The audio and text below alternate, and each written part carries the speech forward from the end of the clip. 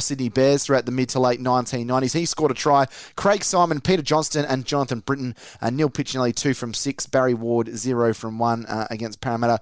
Lee Oudenryn with a try and Peter McPhail. Lee Oudenryn, he was probably one of the quickest players that's played rugby league. Am I right, Kurt? Did they have a race between in this era between some of the quickest players, and Oudenryn won it quite comfortably? Am I remembering that correctly? Yeah, so Lee Oudenryn, I think I got corrected on this on Twitter. Someone posted about the Great Britain Lions tour of like 92. Yeah. And Martin Offiah was the fastest man in the world, apparently, the great British winger. And they had a tour match against Parramatta at Parramatta Stadium, midweek game. I think Parramatta actually upset them. Parramatta were pretty shithouse then as well, and beat them. But I think... I believe I thought it was Shane Werrett, but someone corrected me and said Lee Oudenryn beat Martin Offiah in a pre-game 100-metre sprint, and everyone was blown away. It was like, oh, wow, Offiah's not that fast. But there's whispers and stuff, urban myths and all that in the warm-up, there was betting on the race, and all the Lions players got on Oudenryn and told Offiah about it. And Offiah through the race.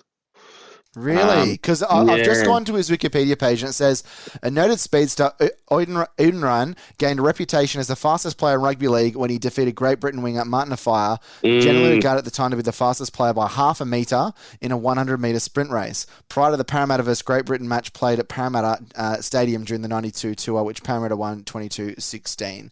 Says, there you go.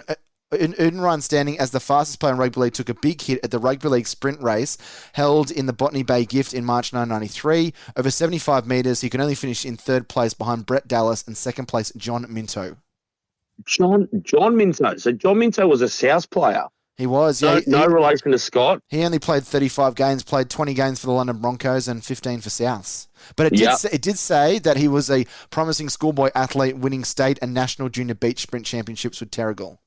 And for aesthetically, I'm not saying about the bloke himself, but a very, very nice looking 1994 trading card of him playing for the. No, you know what I mean. That's right. Like he, something about the torpedoes and the Steeden of the time as well. But there you go, Lee Oudenryn. Very murky victory over the Englishman Martin Offiah. But a very quick player in his own right, Oudenryn. I think he ended up finishing at the Warriors. Finished at North Queensland, but did play at the Warriors as well. There you go. So yeah, but very quick player over a distance. It wasn't the biggest fella in the world, but could definitely run.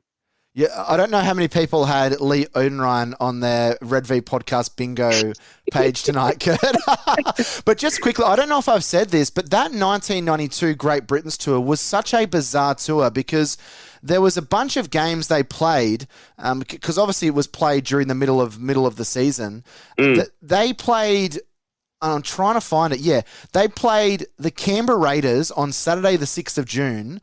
Canberra played the next day. Yeah, Canberra played the next day. So Tim Sheens threw out still a pretty good side. I had Ricky Stewart at halfback, Jason Croker, Scott Gale, Brett Mullins. That just would not happen. On Wikipedia it says, in what can only be described as bad scheduling, the Lions faced the Canberra Raiders on a Saturday night with the Raiders due to play a club game against Parramatta the next afternoon. So he didn't play. He rested Mal Meninga, Bradley Clyde, Steve Walters and Laurie Daly, as well as David Ferner, Phil Blake, Darren Fritz, Brett Hetherington and Paul Osborne. But shows you how strong Canberra were in that day, that they could still throw out Brett Mullen, Sean Hoppy, Scott Gale, Jason Croker, Ricky Stewart, Chris O'Sullivan, Steve Stone, Gary Coyne, Craig Bellamy, Ken Nagus on the bench. It's what I love about 90s footy, Kurt.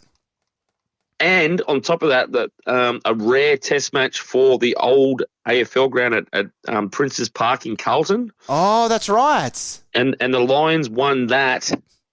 And apparently it was just chaos in the Melbourne CBD that night. Oh, really? And I'm pretty sure, I think I read an article about this. I'll find it for you if I can. But their very first game of the tour, they played the Steelers at Wollongong, and the Steelers almost knocked them off. And I think Ryan Girdler was playing. But the Steelers wore a one-off jersey they never wore again that day, also on a very windy mid-week, and not a night game, afternoon. So we're talking Tuesday or Wednesday at like 3-4 o'clock in the afternoon, and they sold it out apparently. But have a look at that Steelers jersey. So one and done, that jersey, and they almost knocked the Lions off that day too. Yeah, interesting days, isn't it? It'd be cool to see that happen again, but yeah, unfortunately, I think those days are certainly dead. But we can always go and reminisce. And just for conversation's sake, in that match that Kim